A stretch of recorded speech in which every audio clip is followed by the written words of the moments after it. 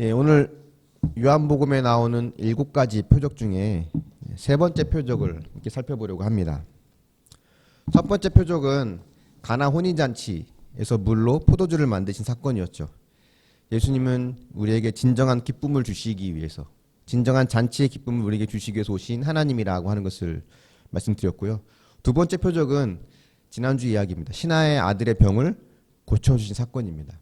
근데 그 예수님은 표적과 기사를 주시는 분이 아니라 진정한 생명의 주관자 되시는 분이다라고 하는 것을 또 우리에게 또 함께 나누었습니다. 오늘 보게 될 세 번째는 38년 된 병자를 고치시는 이야기입니다. 이 이야기에는 어떤 예수님의 모습이 담겨 있을지 우리 함께 좀 보려고 합니다. 먼저 1절을 같이 보겠습니다. 1절 말씀입니다. 시작.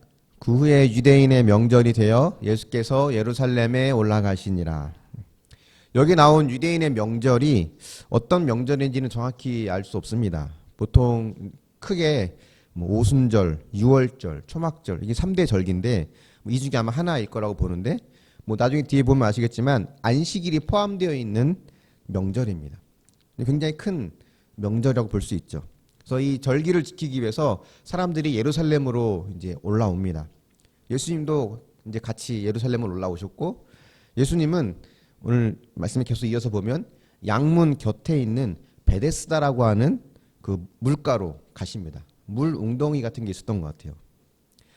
양문이라고 하는 것은 이 제물에 쓰는 양이 출입하는 문이거든요. 근데 그 옆에는 못이 연못 같은 게 하나 있었습니다. 아마 양도 씻어야 되고 그런 용도로 있던 연못이었던 것 같아요. 근데 그 연못의 이름이 바로 베데스다라고 합니다. 이 베데스다라고 하는 거는 두 가지의 히브리어가 합성된 건데요. 베이트라고 하는 집과 헤세드라고 하는 은혜, 자비 이런 단어가 합쳐진 겁니다. 그래서 베데스다라고 하면 자비의 집, 은혜의 집 이런 뜻입니다. 근데 그런 자비의 집, 은혜의 집이라고 하는 이 베데스다라고 하는 물가에 오늘 말씀해 보면 시각장애인, 지체장애인, 중풍병자 이런 사람들이 모여 있습니다. 이들이 왜 여기에 모였을까? 4절에 보면 그 이유가 있습니다. 4절 말씀 같이 보겠습니다. 시작. 이는 천사가 가끔 못에 내려와 물을 움직이게 하는데 움직인 후에 먼저 들어가는 자는 어떤 병에 걸렸든지 낫게 됨이로라. 아마도 좀 특이한 현상이 있었던 것 같습니다. 과학적으로 그 당시에는 과학적인 원리를 잘 밝힐 수 없는 그런 상황이었던 것 같아요. 이제 간혹가다 어떤 현상에 의해서 물이 이제 요동을 칠 때가 있는 것 같습니다. 근데 사람들은 그 당시에 이거를 잘 원리를 잘 알지 못하니까 이런 특이한 현상은 영적으로 해석하는 그런 경향이 있거든요. 오늘날 우리나라도 좀 특이한 현상이 벌어지면 거기에 대다가 숭배를 하거나 어떤 영적인 의미로 해석을 하잖아요. 아마 이 당시 사람들은 천사가 내려와서 아마 이 연못에 이 물가가 지금 요동하고 있는 거라고 생각을 한 것 같습니다. 그리고 나서 천사가 내려왔기 때문에 아직 천사의 그 영적인 기운이 남아 있을 때 가장 먼저 그 안에 들어가면 그 영적인 기운으로 인해서 내 몸에 있는 병이 나을 거라고 하는 그런 어떤 전설이 있었던 것 같습니다. 성경에 실제로 그런 일이 있었는지는 나와 있지 않죠. 아마 전해져 내려오는 전설이었고 아마 간절한 마음, 낫고 싶은 그런 회복되고 싶은 간절한 마음이 만들어낸 또 이야기라고 볼 수도 있습니다. 어쨌든 시각장애인, 지체장애인, 중풍병자들 이런 자들이 그 소문을 의지하고 그 베데스다 못가에 모여 있는 겁니다. 그러니까 이들의 특징은 뭐냐면 공통점이 있죠. 누군가의 도움이 없이는 일상을 살 수 없는 사람들입니다. 그러니까 누군가의 도움이 절대적인 사람들이에요. 명절이고 안식일이 끼는 명절이었기 때문에 아마 크고 작은 여러 만남들이 아마 있었을 겁니다. 때로는 잔치 분위기도 났을 거예요. 근데 그런 분위기와 여기 있는 베데스다 못에 있는 사람들과는 전 상관이 없는 이야기입니다. 오늘도 어제도 혹시나 하는 마음으로 베데스 못가에 나오게 된 사람들이죠. 근데 이런 이 사람들의 모습은 사실 오늘날 우리가 살아가는 현실을 굉장히 잘 반영하고 있는 겁니다. 불확실한 미래, 아니 불가능한 미래에 어떤 희망을 걸고 무한 경쟁의 시대를 살고 있는 오늘 우리의 모습이에요. 가장 먼저 물가에 들어가야 나야 병이 낫는다고 하는 것은 1등만 살아남는다는 걸 의미합니다. 이름은 자비의 집이라고 되어 있지만 사실은 굉장히 무자비한 곳이에요. 물이 움직일 때 누가 가장 먼저 들어갔을까요? 거기 있는 사람 중에 어떤 사람이 가장 먼저 들어갈 수 있을 거라고 보입니까? 그나마 멀쩡한 사람이에요. 그나마 몸이 좀 멀쩡한 사람. 장애가 약한 사람, 뭐 병이 약한 사람은 들어가겠죠.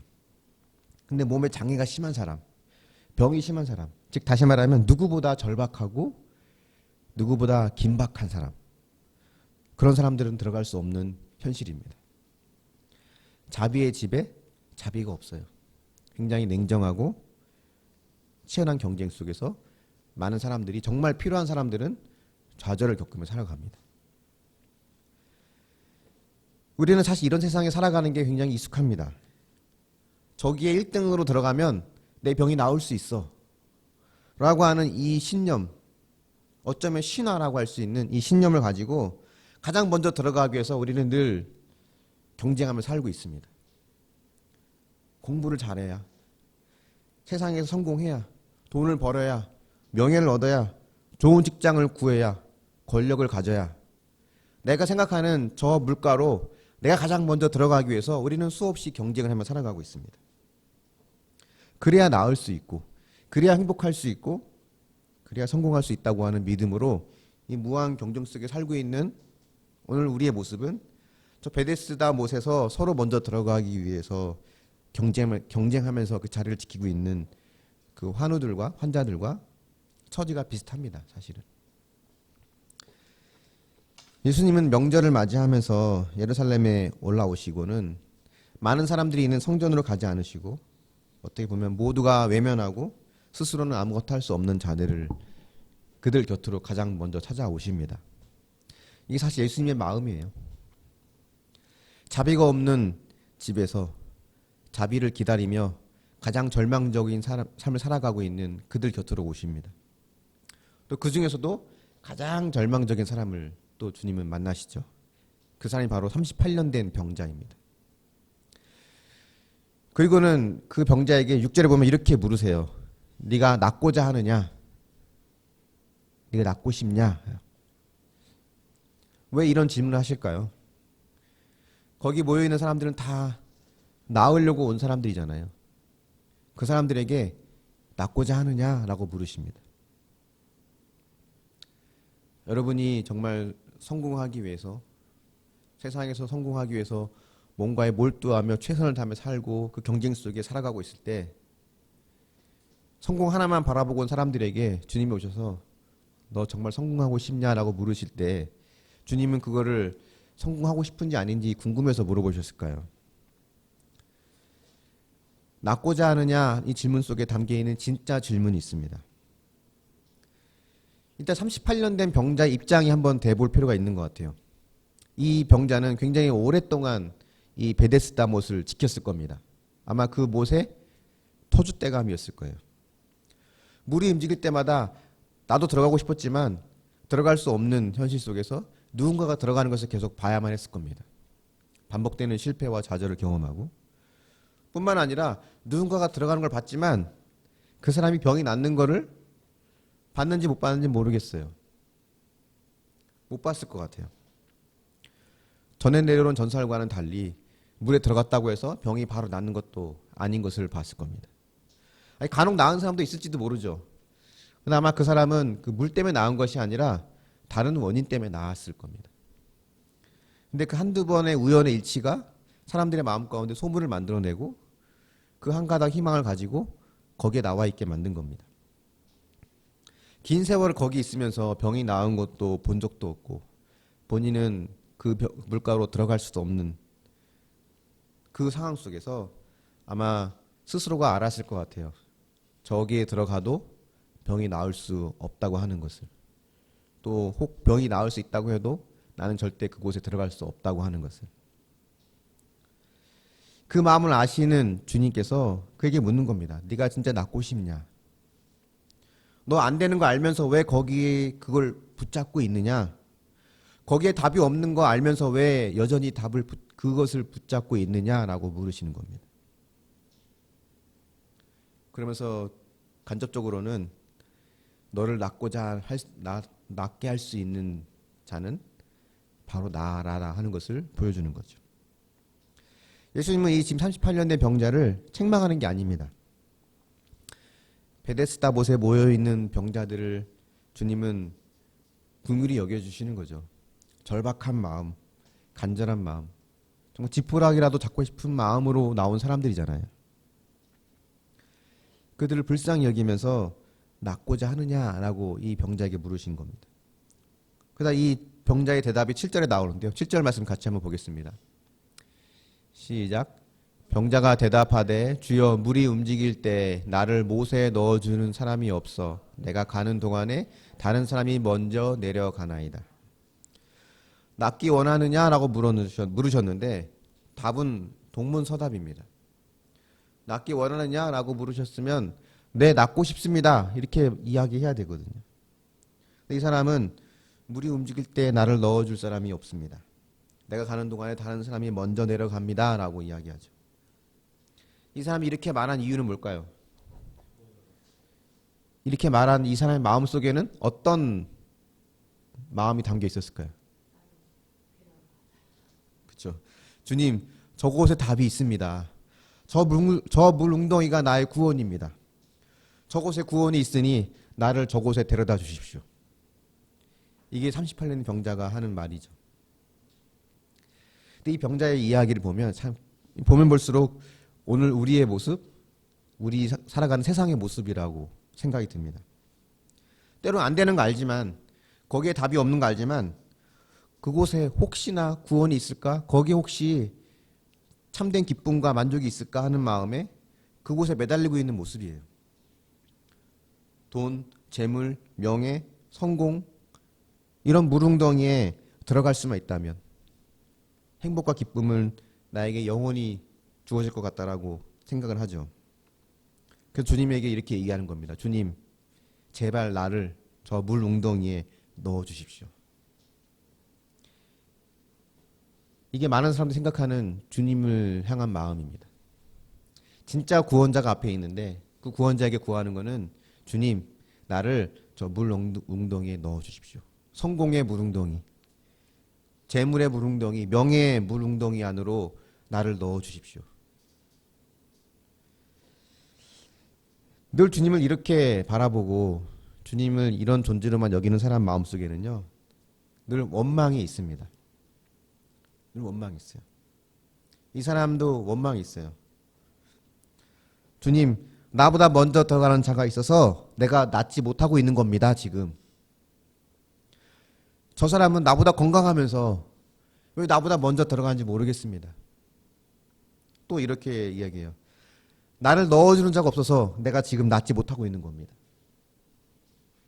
누구는 좋은 부모를 만나서, 누구는 좋은 이웃을 만나서, 누구는 좋은 교회를 만나서 그들은 그들을 넣어줄 자를 자꾸 만났는데 나는 그런 게 없네요. 우리는 늘 이렇게 나를 넣어줄 사람이 없는 누군가에 대한 원망으로 살아갈 때가 있습니다. 그 원망의 대상이 부모이기도 하고 또 하나님이기도 하죠. 저도 이런 원망의 마음이 왜 없었겠습니까? 내가 저 교회 부격자로 갔었어야 되는데, 그러면 부격 개척할 때 100명은 따라올 텐데, 저 교회는 5억을 줬대는데, 뭐 이런 소문이 아니라 뭐 그런 이야기들을 뭐 교육자들끼리 있을 때 가끔 나누거든요. 그러면 나를 못에 넣어주는 자가 없어서 내가 지금 낫지 못하고 있구나, 뭐 이런 생각을 하게 됩니다. 근데 이건 아담과 하와가 가졌던 원망과 비슷해요. 하나님 만드신 저 여자가 줘서 먹은 겁니다. 저 뱀이 유혹해서 먹은 겁니다. 그러니까 이게 죄인의 전형적인 모습이거든요. 그러니까 이 병자의 모습도 죄인된 우리의 모습을 그대로 보여주고 있는 겁니다. 8절에 보면 예수님이 이렇게 말씀하시죠. 8절 같이 한번 읽어보겠습니다. 시작. 예수께서 이르시되 일어나 내 자리를 들고 걸어가라 하시니 너의 자리를 들고 걸어가라. 그 이야기를 들은 사람 예수님이 이렇게 말씀하십니다. 그러니까 누가 이 사람에게 이런 명령을 내릴 수 있을까요? 나를 저 물웅덩이에 데려다 달라고, 저곳에 가야 내가 구원받을 수 있다고, 저 물이 나의 구원이라고 하는 자에게 주님은 너 자리를 들고 걸어가라 말씀하실 때는 이 말씀을 하시는 거예요. 나는 너를 저 물웅덩이에 데려다 주기 위해서 온 것이 아니야. 물웅덩이가 너를 구해주는 것이 아니야. 너에겐 더 이상 저 물웅덩이가 필요하지 않아. 왜냐하면 내가 바로 너를 구원해줄 진정한 물이기 때문이야. 예수님은 지금 그 말씀을 하시는 거예요. 이 병자는 그 말을 듣고 곧 일어나서 자리를 들고 걸어갑니다. 이게 세 번째 표적의 내용입니다. 이 세 번째 표적이 예미하는 예수님의 모습은 무엇일까? 예수님이 우리의 진정한 구원자다. 예수님이 우리의 진정한 치유자다. 이걸 보여주는 게 아닙니다. 이게 세 번째 표적의 주제라면 다른 치유 사건과 크게 다르지 않아요. 이 내용에서 중요한 부분은 예수님이 왜 이 사람을 찾아왔는가입니다. 많은 병자들 중에서 왜 이 사람을 찾아왔는가? 그 나중에 잠깐 언급할지 모르겠지만 예수님이 이 병자를 고치고 그곳을 떠나셨어요. 그 말은 곧 그곳에 있는 다른 병자들은 고치지 않으셨습니다. 누군 고치고 누군 안 고쳤어요. 다른 사람들, 그곳에 있던 다른 사람들은 어떤 마음이 들까요? 왜 이 사람을 찾아오셨을까? 다른 병자들 중에서 하필 38년의 병자를 찾아온 이유는 뭘까? 이 사람에게 어떤 믿음이 있었을까? 아니면 병이 나은 다음에 이 사람이 예수님의 제자가 될 수 있는 가능성을 보셨는가?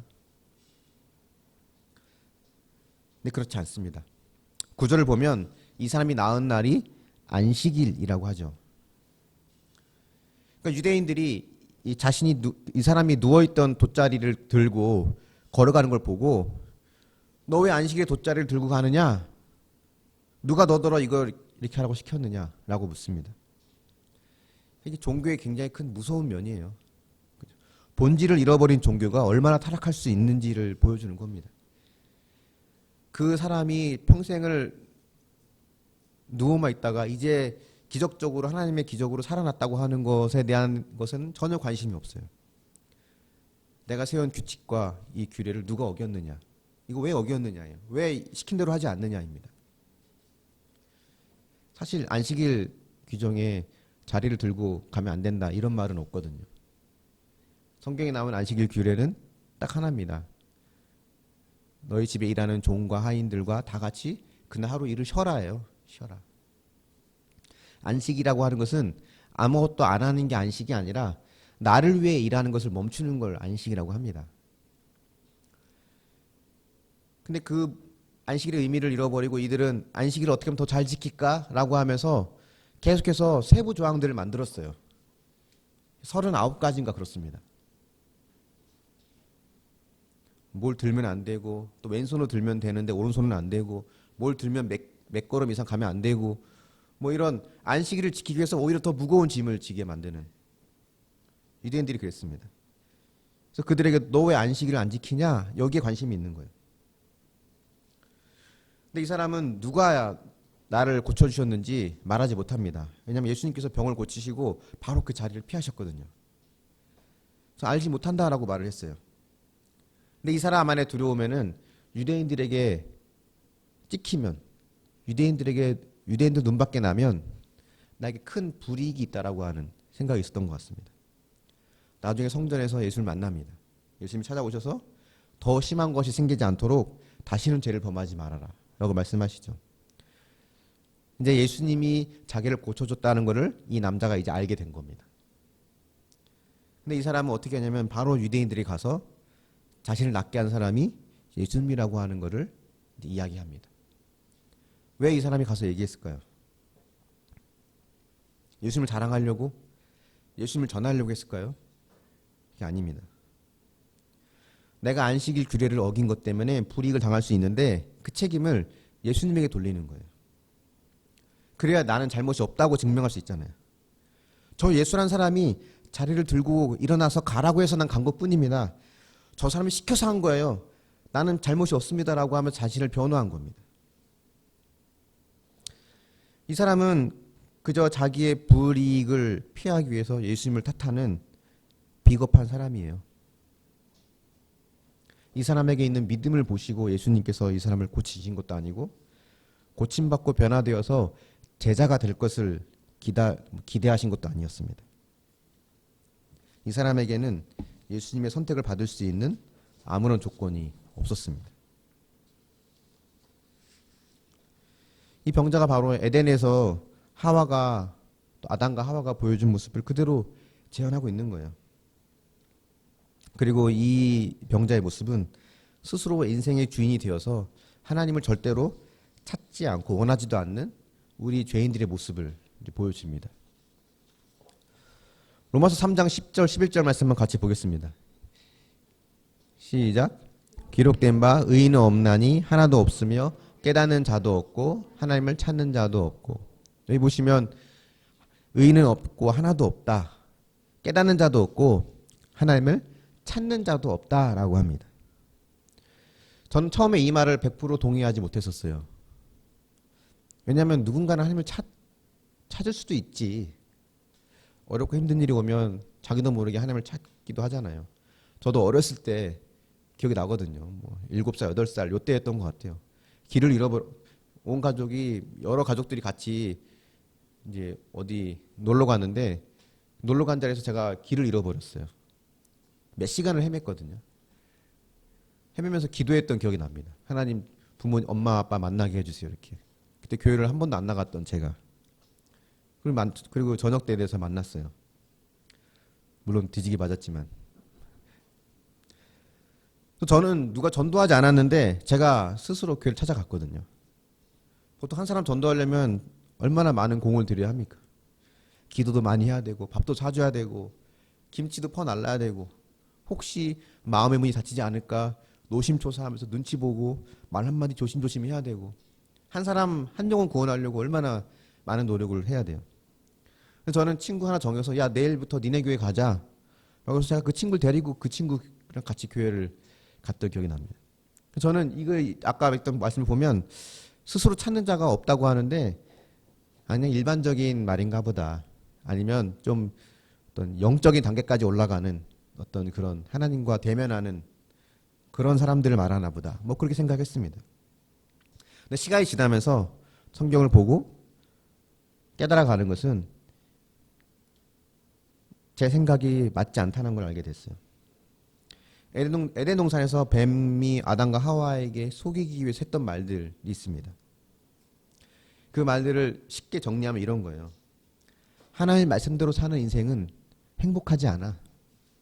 네 인생은 네가 스스로 결정할 수 있어야 행복하지. 그만한 힘과 재능과 권력과 재물을 가지면 네가 스스로 결정하며 네 마음대로 행복하게 살 수 있어. 이게 사단이 아담 하와에게 했던 거짓말입니다. 근데 그 거짓말은요. 아담과 하와에게 뿌리 박혀 있긴 하지만 그 후손인 죄인된 우리들에게도 여전히 그 거짓말이 뿌리를 내리고 있습니다. 제 마음속 깊은 곳에 자리 잡고 있는 신념이 이거 중에 하나일 것 같아요. 하나님께 나의 인생을 다 걸면 그 인생은 거룩하고 의로울 수는 있지만 행복할 수는 없어. 다니엘 기도의 수많은 간증자들을 보면 굉장한 고난과 어려움 속에 살아가는 사람들이 많잖아요. 그 속에서 하나님을 만나고 경험하고 그 이야기를 듣고 이제 나올 때 감동을 받고 도전을 받고 기도하지만 이런 마음도 동시에 듭니다. 난 저렇게까지 살고 싶진 않아. 그 삶이 위대한 건 알지만 저렇게 고통스럽게 살고 싶진 않아. 우리 마음속에는 하나님 말씀대로 하나님께 100% 순종하면서 내 인생을 거는 인생은 행복하지 않아라고 하는 거짓말이 우리 안에 사탄의 거짓말이 우리 안에 들어가 있고 우리는 거기에 속고 있습니다.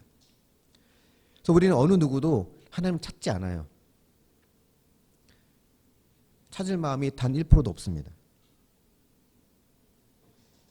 3장 10절 11절 말씀 아까 읽었던 말씀이 동의가 됩니다. 내 안에는 하나님을 찾을 가능성이 0.1%도 없었구나. 누군가의 기도와 하나님의 일하심이 내 마음 가운데 있었던 거지, 무엇보다 하나님께서 나를 찾아오신 그것이 있던 거지, 내가 스스로 하나님을 찾은 것이 아니었구나. 그래서 우리는 하나님께서 늘 우리에게 말씀하시는 네 자리를 들고 일어나 걸어가라 라고 하시는 그 음성에 우리는 귀를 기울이며 반응할 수 있어야 합니다. 그래서 요한복음 6장 44절에 보면 이렇게 이야기해요. 같이 한번 보겠습니다. 시작. 나를 보내신 아버지께서 이끌지 아니하시면 아무도 내게 올 수 없느니. 네. 우리는 아무도 하나님께서 끌어주지 않으시면 올 수 없는 자들입니다. 여기에 또 요한일서도 이렇게 이해합니다. 4장 10절에 같이 한번 보겠습니다. 시작. 사랑은 여기 있으니 우리가 하나님을 사랑한 것이 아니요 하나님이 우리를 사랑하사 우리 죄를 속하기 위하여 화목제물로 그 아들을 보냈습니다. 하나님이 우리를 사랑한 거지 우리가 하나님을 사랑한 것이 아니다 라고 하는 거죠. 이 38년 된 병자에게 요즘 찾아오신 이유, 그 사람이 믿음이 좋아서도 아니고 그 사람이 변화될 가능성을 보고도 봐서가 아닙니다. 그냥 예수님이 원하신 거예요. 그냥 예수님이 불쌍히 여겨주셨고 예수님은 그 사람이 고침받기를 원하셨습니다. 예수님은 오히려 그 사람 때문에 더 박해를 받으셨어요. 유대인들에게 이야기하는 바람에 계속 성경을 읽어보면 예수님께서 더 힘든 삶을 살게 되셨습니다. 더 어려움을 당하고 박해를 받으셨습니다. 하지만 그래도 예수님은 그가 고쳐지길 원하셨고 그 일을 후회하지 않으셨습니다. 그가 낫길 원하셨어요. 예수님은 그럴 수 있는 권세와 능력과 사랑을 가지신 하나님이십니다. 아까 말씀드렸다시피 베데스다 못에 있는 그 38년 된 병자를 고치시면서 다른 병자들은 고치지 않으셨어요. 이 한 사람만 고치고 자리를 피하셨습니다. 불공평해 보이죠? 누군 고쳐주시고 누군 안 고쳐주시고. 그곳에 있는 다른 병자들은 왜 그냥 지나치셨을까? 그렇다면 우리가 이 질문도 해봐야 될 것 같습니다. 그렇다면 예수님은 무조건 모든 사람을 다 고치셔야만 하는 분인가? 고치시고 안 고치고를 스스로 결정하실 수 없는 분인가? 마치 하인이나 종처럼 모든 것을 의무적으로 반드시 해야만 하시는 분인가? 아마 그 사람들은 하나님께서 각자의 인생 가운데 하나님의 방법과 때에 또 하나님께서 만나주시든 또 치유해 주시든 하나님의 방법대로 하실 겁니다.